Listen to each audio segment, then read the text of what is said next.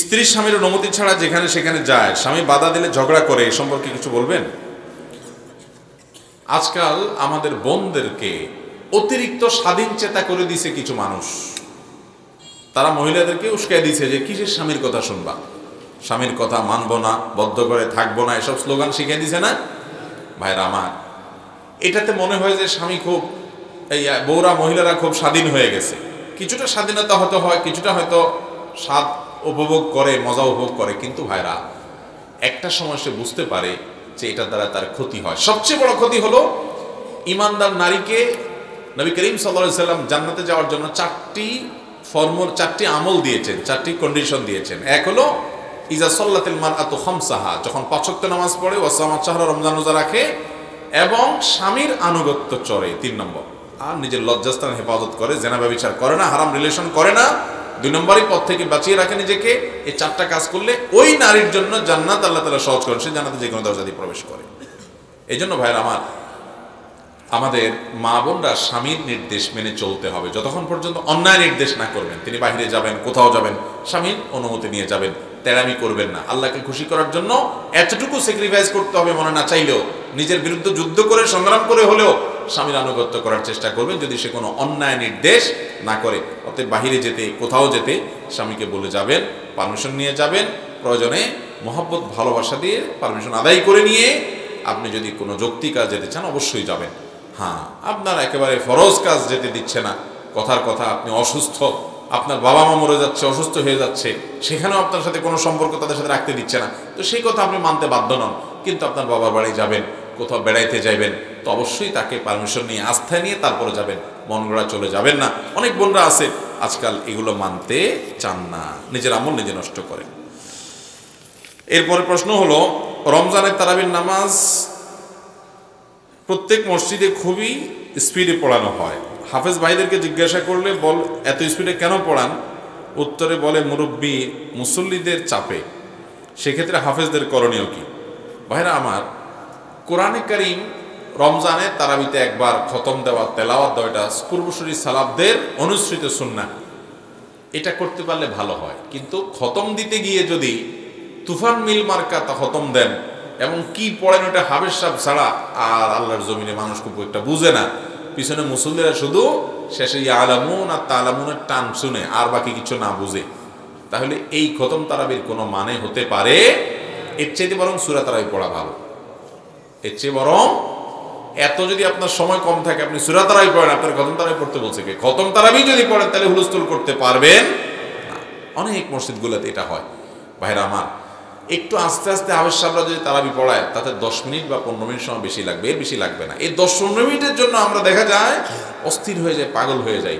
এবং আজকাল মুসল্লিরা হাফেজ সাহেবের যোগ্যতা প্রমাণ করে কয় মিনিটে শেষ করছে, বলে যে আমাদের হাফেজরা খুব তুখোড় হাফেজ, কারণ এরা মাত্র 50 মিনিটে শেষ করে দিছে। পাশে মসজিদে হাফেজ, তার 5 মিনিট বেশি হয়েছে।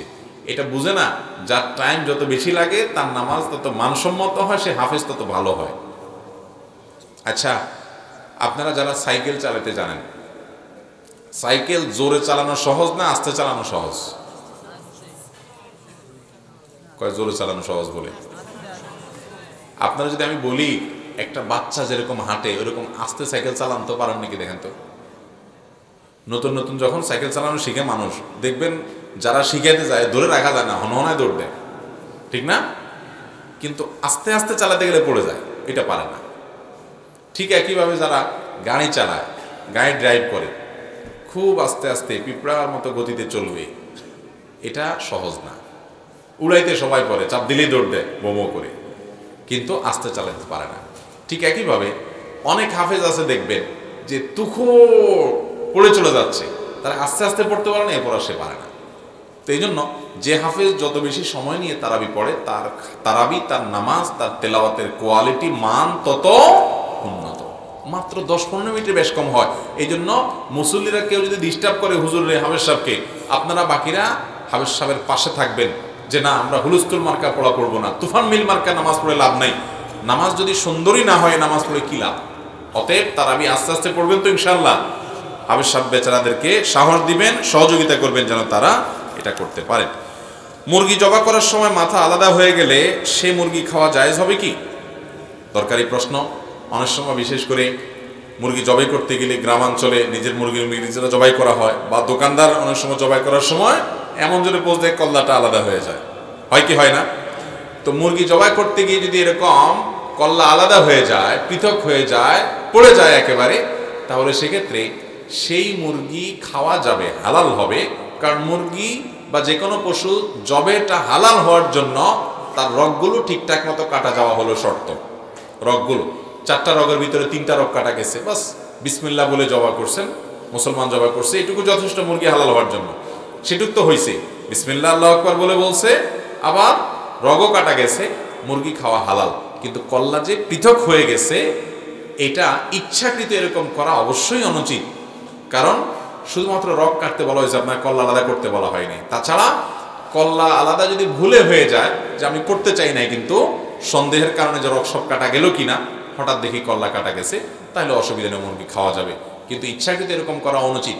বিশেষ করে আমরা জানি যে হিন্দুরা অনেকে পাঠা বলি দেয়, এক কবে কল্লা আলাদা করে তারপরে খায়। অতএব তাদের সাথে যেন সাদৃশ্য না হয়, মুসলমান সেজন্য আপনার বিশেষভাবে যত্নশীল হবে। যদি সেরকম কিছু করতে চায়, ওদের অনুসরণ করতে চায়, তাহলে এটা গুনাহ হবে। বাট এমনি বেশিরভাগ যেটা হয় সেটা হলো ভুলেই হয়, ভুলেই সাধারণত আলাদা হয়ে যায়।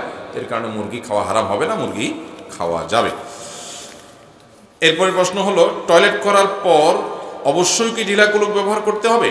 টয়লেট করার পর পানি ব্যবহার করবেন, আর পানি ব্যবহার করার আগে ঢিলা কুলুক টিস্যু এরকম কোনো কিছু দিয়ে পরিষ্কার করে নেবেন। এই দুইটাই যদি ব্যবহার করেন সেটা সবচেয়ে উত্তম। কোরআনে কারিমে আল্লাহ বলেছেন, ইন্নাল্লাহা ইউহিব্বুত তাওয়াবিন ওয়া ইউহিব্বুল মুতাতাহহিরিন। আল্লাহ তাআলা তওবাকারীদেরকে পছন্দ করেন, ভালোবাসেন, আর উত্তম রূপে পবিত্রতা অর্জনকারীদেরকে ভালোবাসেন। এই উত্তম রূপে পবিত্রতা অর্জনকারী কারা, এটা নিয়ে মুফাসসিরিন করেন বহু মত আছে এবং প্রসিদ্ধ অনেকগুলো মত আছে। এর ভিতরে একটা মত হলো যে এই আয়াতে মূলত মসজিদে কুবা, যে মসজিদে নববীতে মদিনাতে যে মসজিদে নববীর আগে যে মসজিদ নির্মাণ হয়েছে মসজিদে কুবা, এই কুবা এলাকার মানুষদের কথা বলা হয়েছে। নবী সাল্লাল্লাহু আলাইহি সাল্লামের যুগে যারা ছিল তাদের মধ্যে একটা ভালো গুণ ছিল, কুবায় তারা বসবাস করত, যে তারা মরুভূমিতে সাধারণত পানি পাওয়া টাফ ছিল, সেখানে তারা ঢেলা কুলুক ব্যবহার করতো, এরপর আবার পানিও ব্যবহার করত। এই জন্য তাদের প্রশংসা করে আল্লাহ তাআলা বলেছেন যে উত্তম রূপে পবিত্রতা অর্জনকারীদেরকে আল্লাহ তাআলা পছন্দ করেন এবং ভালোবাসেন। অতএব ঢিলা কুলুক বা টিস্যু ইত্যাদি ব্যবহার, এরপরে পানির ব্যবহার, দুইটা করতে পারলে অধিকতর উত্তম। কমপক্ষে পানি ব্যবহার করবেন। পানি পাওয়া যাচ্ছে না বা পানি নাই, তাহলে ঢিলা কুলুক ব্যবহার করলেও চলবে, যে কোনোভাবে ময়লা দূর করলেন তাতে হয়ে যাবে, কিন্তু দুইটা জমা করতে পারলে অবশ্যই ভালো। কেরাত শুদ্ধ হলে প্যান্ট শার্ট নিয়ে ইমামতি করা যাবে কিনা? প্যান্ট শার্ট অথবা টি শার্ট প্যান্ট পরছেন আপনি, মানে পাঞ্জাবি পায়জামা টুপি আপনার মাথায় নাই, গায়ে নাই, তাহলে আপনি ইমামতি করলে নামাজ হবে কিনা? উত্তর হলো, যদি আপনার কেরাত শুদ্ধ থাকে, নামাজের মাস্তামাসাল আপনি মোটামুটি জানেন, তাহলে আপনার ইমামতি করা জায়েজ হবে। আপনার পিছনে কেউ নামাজ পড়লে তার নামাজও হয়ে যাবে। মূলত এগুলো তো বিচ্ছিন্ন, যখন কয়েকজন মিলে জামাত করেন তখনকার ব্যাপার। সাধারণত ইমাম হিসাবে নিয়োগ দিলে তো অবশ্যই একজন এমন মানুষকে নিয়োগ দিবেন যিনি আমলে, এলেমে, সব দিক থেকে একজন মুসলমানের পরিপূর্ণ রূপ ধারণ করেন, কোরআন সুন্নাহ আমল করার চেষ্টা করেন, তার ভিতরে মুখে দাড়ি থাকে, সুন্নাহ সম্মত সব আমলগুলো থাকে, সেগুলো থাকে, সেই সাথে আপনার তার ভিতরে কোনো প্রকাশ্যে ফাসিকি কাজ করার মতো কিছু না থাকে, এটা থাকলে তাকে ইমাম বানাতে পারেন। এমনকি শার্ট প্যান্ট পরেও যদি কেউ ইমামতি করে, প্যান্টটা টাক নিচে যদি না যায়, শরিয়া লঙ্ঘন না করে, তাহলে এই ব্যক্তির ইমামতিতে নামাজ হয়ে যাবে, যদি তার কেরাতটা কি থাকে, শুদ্ধ থাকে। আমরা অনেকে টেনশন করি যে ইমামতি করতে বোধহয় মাদ্রাসা না পড়লে ইমামতি করা যাবে না। না ভাই, বিশেষ করে হ্যাঁ, নিয়মিত ইমাম হিসাবে নিয়োগ দিতে অবশ্যই হাফেজ আলেম দেখে নিয়োগ দিবেন, সেটা তো বটেই। কিন্তু বিচ্ছিন্ন 5 জন মিলে হঠাৎ করে জামাত করবেন, নামাজের মিস হয়ে গেছে জামাত, এখন নিজেরা জামাত করবেন বা বাসায় জামাত করবেন কয়েকজন মিলে, তো সেখানে শার্ট প্যান্ট পরা মানুষও জামাতে ইমামতি করতে পারবে, যদি তার নামাজের মাস্তামাসাল জানা থাকে। মূলত যে কয়েকজন নামাজ পড়তেছেন এদের মধ্যে সবচেয়ে বেশি যে কারাত শুদ্ধ পড়তে পারে, মাসালা সবচেয়ে বেশি জানে, সেই ইমামতি করবে। নিজের পছন্দ মতো বিবাহ করা জরুরি নাকি পরিবারের পছন্দ মতো করা জরুরি? যদি নিজের পছন্দ মতো করি, সেক্ষেত্রে বাবা মার পছন্দ না হলে করণীয় কি? ভাইরা, বিয়ে শাদী একজন ছেলে হোক আর মেয়ে হোক, তার জীবন সঙ্গী সঙ্গিনী নির্বাচনের ক্ষেত্রে তার সিদ্ধান্তই চূড়ান্ত। ইসলাম বাবা মাকে চাপিয়ে দেওয়ার কোনো অধিকার দেয় না, যে বাধ্য করবে এখানে তোমার বিয়ে করতে হবে, এই অধিকার বাপ মার নাই। কিন্তু ছেলে মেয়ে সবসময় চেহারা, ছবি, অন্যান্য বিষয় আসে এগুলো নিজেরা দেখে নিবে, কিন্তু অন্যান্য দিকগুলো কোন ফ্যামিলিতে গেলে ভালো হবে না হবে এই বিষয়গুলো মুরব্বীদের উপরে আস্থা রাখবে। যদি তারা বিচক্ষণ হয়, তারা যদি ভালো মন্দ বোঝে, তারা যদি কোরআন হাদিসের গুরুত্ব বুঝে, দিনদারির গুরুত্ব বুঝে, তাহলে তাদেরকে প্রায়োরিটি দিবে। অনেক মা বাপ আছে দিনদারির গুরুত্ব বুঝে না, শুধু কাল পয়সা ছাড়া কিচ্ছু বুঝে না। তাহলে সেক্ষেত্রে ওই মা বাপের কথাকে পাত্তা দিবে না। পাত্তা দিবে না বলতে দিনদারিকে গুরুত্ব দিবে, বাবা মাকে ম্যানেজ করার চেষ্টা করবে। ম্যানেজ করতে না পারলে বিনয়ের সাথে বলবে যে বাবা আমি দিনদারিতে কোনো স্যাক্রিফাইস করবো না, ধার্মিক ছেলে ছাড়া ধার্মিক মেয়ে ছাড়া বিয়ে করবো না, এটা তাকে জানাই দিবে। কারণ নবীজি সাল্লাল্লাহু আলাইহি ওয়াসাল্লাম বলছেন ফাসফার বিজাতিদ দ্বীন, ধার্মিক মেয়ে বিয়ে করে তোমরা জেতার চেষ্টা করো, বিয়েতে তোমরা সফলকাম হওয়ার চেষ্টা করো। সেজন্য সেটা করতে হবে, কিন্তু বাবা মাকে সন্তুষ্ট করে নিতে পারলে ভালো হয়। এবং বিয়ের ক্ষেত্রে ইসলাম ছেলে হোক আর মেয়ে হোক তাদের অধিকারটাকে মূল রাখছে, যে কার সাথে সে জীবন কাটাবে এই ব্যাপারে মতামত দেওয়ার অধিকার তারই সবচাইতে বেশি। বিশেষ করে লোকটাকে আমার ভালো লাগে কি লাগে না, আমাদের দেশে অনেক ক্ষেত্রে জুলুম হয় মেয়েদের উপরে, ছেলেদের উপরে, বাবা মা চাপায় দেয়, মুরব্বীরা চাপায় দেয়, চাপায় দিতে পারবে না, তাকে বুঝান। বিশেষ করে দেখতে ভালো লাগে কি লাগে না এটা একান্ত তার চয়েসের বিষয়, এটার ব্যাপারে তাকে পীড়াপিড়ি করা উচিত হবে না। আবার ছেলেরও মেয়েরও বোঝা উচিত বাবা মা অভিজ্ঞ মানুষ, সিনিয়র মানুষ, তারা ফ্যামিলিগত বিষয়, অন্যান্য বিষয়গুলো তারা দেখুক, চেহারা, ছবি, ব্যক্তিত্ব, অন্যান্য দিনদারি এগুলোকে আপনি অবশ্যই প্রায়োরিটি দিবেন, এবং এক্ষেত্রে ছেলে মেয়ের অধিকারী বেশি। মাহফিল কমিটিকে প্রশ্ন দিলে তারা খুলে দেখে নেয়, বিভিন্ন ব্যক্তিগত সমস্যা নিয়ে সেখানে প্রশ্ন থাকে, কমিটির লোকদের শ্রোতার প্রশ্ন দেখা কতটুকু যৌক্তিক? না ভাই, এটা একেবারে অযৌক্তিক কাজ, বিশেষ করে যখন তার সামনে দেখে। কারণ কে দিছে কোনটা, অনেকে অনেক প্রশ্ন দেয়, একজনের বউয়ের বিরুদ্ধে প্রশ্ন দিল, একজনের স্বামীর বিরুদ্ধে প্রশ্ন দিল, তো বেচারা কমিটির লোক দেখে গেলে তো বেচারা মানিজ্জত যাবে। তো এটা সামনাসামনি করা উচিত না, পেছনে হলে কোনো অসুবিধা নেই। ভাইরা, আরেকটা প্রশ্ন হলো, বিয়ে করার পর 2 বছর যাবৎ স্ত্রী আলাদা থাকে, কোনো ডিভোর্স হয় না, এক্ষেত্রে আমাদের কি করার আছে? বিয়ের পর স্বামী স্ত্রী যদি 2 বছর, 3 বছর বা আরো লম্বা সময় আলাদা থাকে, এতে তালাক হয় না। অনেকে মনে করে যে এতদিন একসাথে না থাকলে কি হয়ে যায়, তালাক হয়ে যায়, এরকম কোনো কথা নাই। তালাক না হলে লম্বা সময় যদি আলাদা থাকে তাতেও সম্পর্ক থেকে যাবে। গাড়ির সিটে বসে নামাজ পড়লে নামাজ হবে কি? আমরা যখন সফরে থাকি, গাড়িতে বাসে আছি, নামাজের সময় হয়ে গেছে, কি করব আমরা তখন? বেশিরভাগ মানুষ আছেন ওই টাইমে নামাজ পড়েন না, মনে করেন সফরে ঝামেলা। ভাইরা আমার, নামাজ সর্বাবস্থায় পড়তে হবে। আপনি গাড়িতে আছেন, সফরে আছেন, তখন নামাজ কি মাফ না? তখনও আপনাকে নামাজ পড়তে হবে। এখন প্রশ্ন হলো, বাসে আমি যাচ্ছি, নামাজের ওয়াক্ত হয়ে গেছে, আমি কি করব? উত্তর হলো, আগে ওইভাবে আপনার সফরের জন্য প্ল্যান পরিকল্পনা করবেন যে আমার নামাজের ওয়াক্ত যাতে কোনোটা নষ্ট না হয়, যাতে করে আমার গন্তব্যে গিয়ে নামাজ পড়তে পারি, সেই টাইম অনুযায়ী আপনি বের হবেন। এটা একটা বিষয়। এরপরও যদি দেখা যায় জ্যামের কারণে কোনো কারণে নামাজের সময় চলে যাচ্ছে, আমি গন্তব্যে যায় নামাজ পড়তে পারবো না, টাইম থাকবে না, তাহলে কি করবেন? তাহলে আপনি গাড়িওয়ালাকে রিকোয়েস্ট করে গাড়ি থামায়া নামাজ পড়বেন। আর যদি সেটা সুযোগ না হয়, দেখেন যে না গাড়িওয়ালা গাড়ি থামাবে না কোনোভাবে, আর অন্য যাত্রী নেয় নামাজ পড়ার মতো, তাহলে সেক্ষেত্রে আপনার যদি ওযু থাকে, গাড়ির মধ্যেই যেহেতু ওয়াক্ত চলে যাচ্ছে, তাহলে গাড়ির মধ্যে আপনি নামাজ পড়তে পারেন। আর যদি গাড়ি ছেড়ে দিয়ে আপনি নামাজ পড়ে প্রয়োজনে আরেক গাড়ি ধরতে পারেন, তাহলে সেই চেষ্টা করবেন। যদি সেটা কঠিন হয়, অনেক সময় দেখা যায় রাত্রেবেলা যাচ্ছে, এখানে থামলে আর কোনো গাড়ি পাওয়া যাবে না, বিপদে পড়বো, কষ্ট হবে, তাহলে ওই অবস্থায় গাড়ির মধ্যে আপনি নামাজ পড়বেন। এর জন্য ওযু থাকলে কেবলার দিকে ফিরে সালাত আদায় করার চেষ্টা করবেন। যদি কেবলা যান, কথা সোজা পশ্চিম দিকে গাড়ি যাচ্ছে, তাহলে পশ্চিম দিকে ফিরে, আর যদি মনে হচ্ছে উল্টা দিকে যাচ্ছে, তাহলে ওই দিকে ফিরে আপনি নামাজ পড়ার চেষ্টা করবেন। আর যদি মনে কোনোভাবে কেবলার দিকে ফেরা সম্ভব না, যাচ্ছে উত্তরে দক্ষিণে, তাহলে সিটের মধ্যে হলেও যে কোনোভাবে একটু পশ্চিমের অ্যাঙ্গেলে হয়ে নামাজ পড়ার চেষ্টা করবেন। আল্লাহ বলেছেন ফাত্তাকুল্লাহ মাসতাতাতুম, যতটুকু সাধ্যকুলা, কিন্তু কোনোভাবে পশ্চিম দিকে ফেরা সম্ভব না, তাহলে যতটুকু সম্ভব, যতটুকু ফিরে সম্ভব ততটুকু আপনি সালাত আদায় করবেন। তারপরেও আপনাকে নামাজ পড়তে হবে। গাড়ি দেখে নামাজ মাফ হবে না, ওযু করে আপনাকে নামাজ পড়তে হবে। এখন ওযুর ব্যবস্থা নাই, পানিও নাই সাথে, গাড়িওয়ালা থামাবে না, রাত বিরাত আপনার বিপদও হবে থামলে এখানে, বা দিনের বেলায় কিন্তু এখন নামলে আরেক গাড়ি পাওয়া টাফ হবে, সমস্যা হবে। তাহলে সেক্ষেত্রে প্রয়োজনে তায়াম্মুমের মাটি রাখবেন, যে ওখানে তায়াম্মুম করে আপনি নামাজ পড়বেন। তারপরেও এই নামাজ আপনাকে পড়তে হবে। কোন অবস্থাতে নামাজ মাফ নেই ভাই। এখন কথা হলো, গাড়িতে নামাজ কেমনে পড়বো? দাঁড়ায় নামাজ পড়তে পারবো না। আমি নিজে বাসের মধ্যে নামাজ পড়ছি আলহামদুলিল্লাহ দাঁড়ায়। কিভাবে?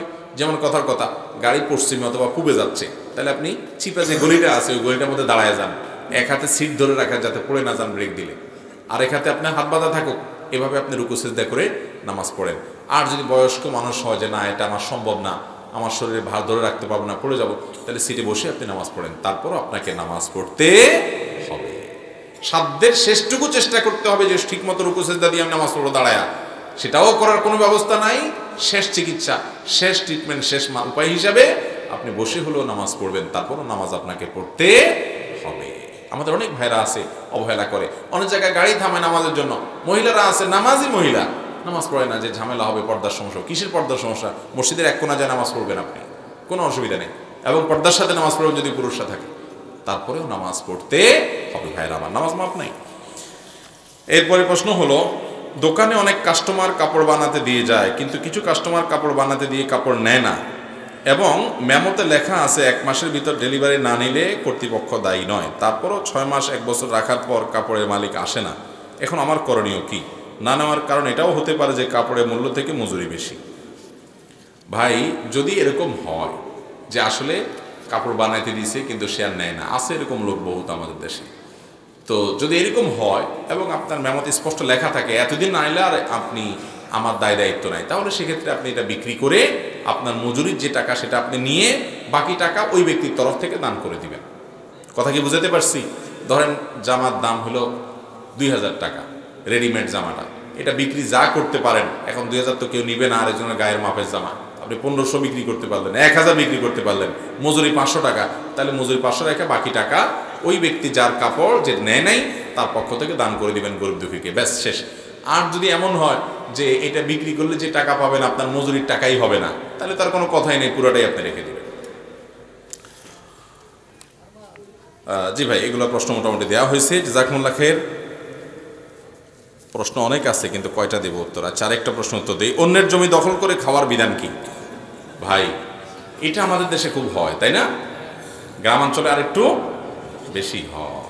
ভাইরা আমার, নবী করিম সাল্লাল্লাহু আলাইহি ওয়াসাল্লাম বলেছেন, কেউ যদি কারোর 1 বিঘত জমি অন্যায়ভাবে দখল করে, খায়, ভোগ করে, আত্মসাৎ করে, আল্লাহ রাব্বুল আলামিন 7 তবক জমিনকে তার গলায় ঝুলিয়ে দিবেন, এই জমিনে তাকে ধসাতে থাকবে, ভয়ঙ্কর অপরাধ।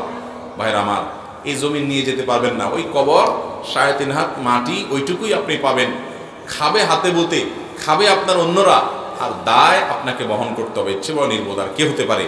এই জন্য খবরদার, এ হারাম খাবেন না, এ হারাম খাওয়াটা আগুন খাওয়া, জাহান্নাম খাওয়া। আল্লাহ তাআলা আমাদেরকে আল্লাহর ভয়ে মানুষের হক মেরে খাওয়া থেকে বেঁচে থাকার তৌফিক দান করুন। এই জালিমিয়াতে মানুষ কত সভ্য হয়েছে, কত ভদ্র হয়েছে, কত স্মার্ট হয়েছে, যে যাওয়ার আগে জিজ্ঞেস করে যে আমি কি আসতে পারি। এই শিক্ষা কোরআন দিয়েছে প্রায় 1450 বছর আগে, সেই যাযাবরের মানুষদেরকে আল্লাহ তাআলা তখনই তাদের মধ্যে কোরআন নাজিল করে এটা গোটা মানবতাকে শিক্ষা দিয়েছেন যে তোমরা কারো বাড়িতে ঢুকলে অনুমতি নাও। কেন? কারণ হুট করে যদি ঢুকে যাও, তার ব্যক্তিগত বিষয় আশয় আছে, সেগুলোর তোমার নজরে পড়তে পারে, সে কোনো অবস্থায় থাকতে পারে যেটা সে তোমার সামনে প্রকাশ করতে চাচ্ছে না, তার প্রাইভেসি নষ্ট হতে পারে।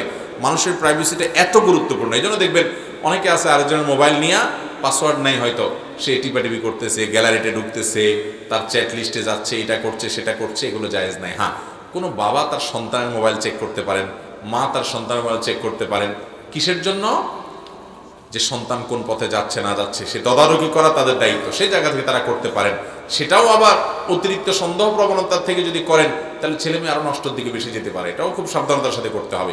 স্বামী স্ত্রী একে অন্যের মোবাইলও ঘাটাঘাটি অপ্রয়োজনে করবেন না। হ্যাঁ, যদি মনে হয় যে সন্দেহজনক কোনো বিষয় ইতিমধ্যে হয়ে গেছে, এখন বাধ্য হচ্ছেন আপনি চেক করার জন্য, তাহলে সেক্ষেত্রে আপনি এটি করতে পারেন, শর্ত সাপেক্ষে, অবস্থা বেঁধে।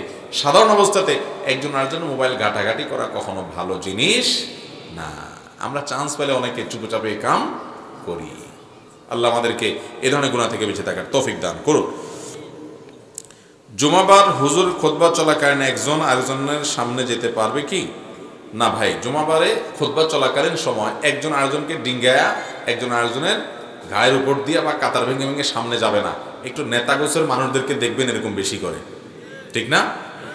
হ্যাঁ, এই নেতাদেরকে ওই জায়গায় থামাই দিবেন, যে নেতাগিরি আল্লাহর ঘরে না, নেতাগিরি সব রাস্তাঘাটে।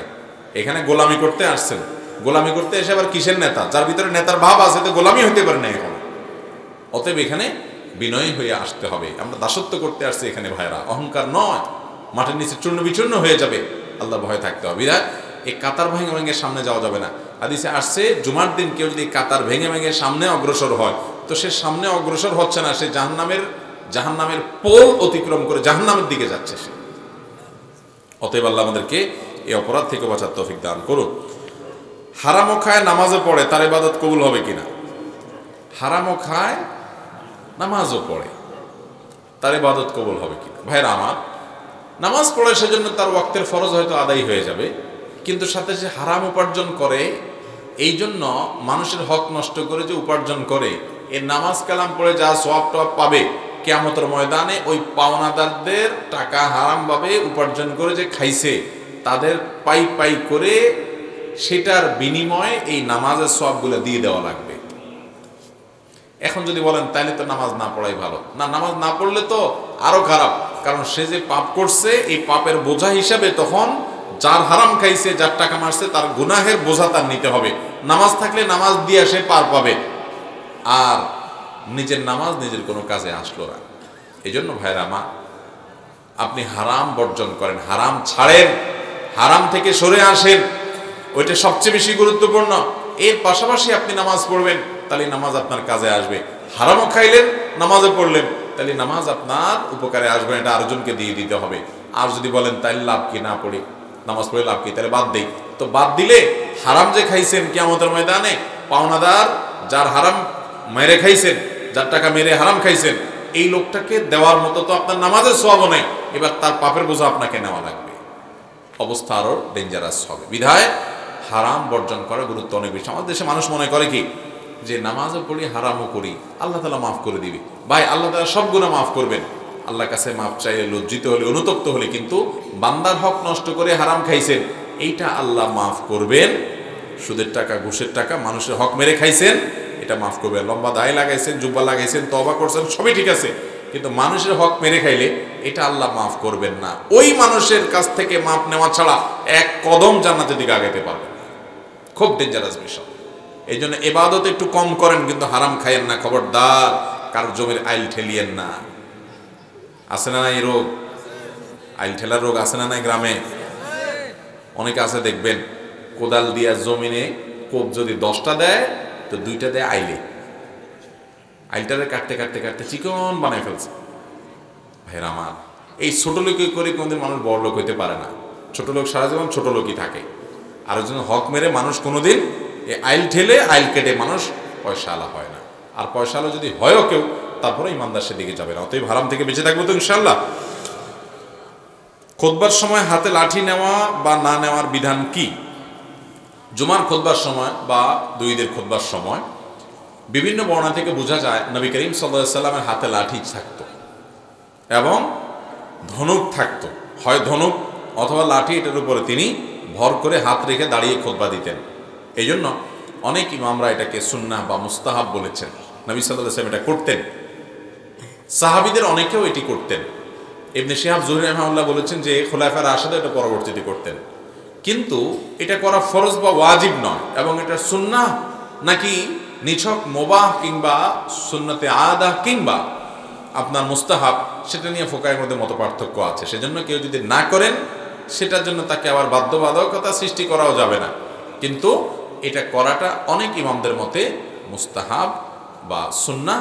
কারণ বিভিন্ন হাদিস দ্বারা নবী সাল্লাল্লাহু আলাইহি সাল্লাম এবং সাহাবীদের অনেকেই খুতবা দেওয়ার সময় লাঠি কিংবা ধনুক কোনো কিছু ধরে সেটার উপরে ভর রেখে খুতবা দিয়েছেন বলে প্রমাণিত আছে।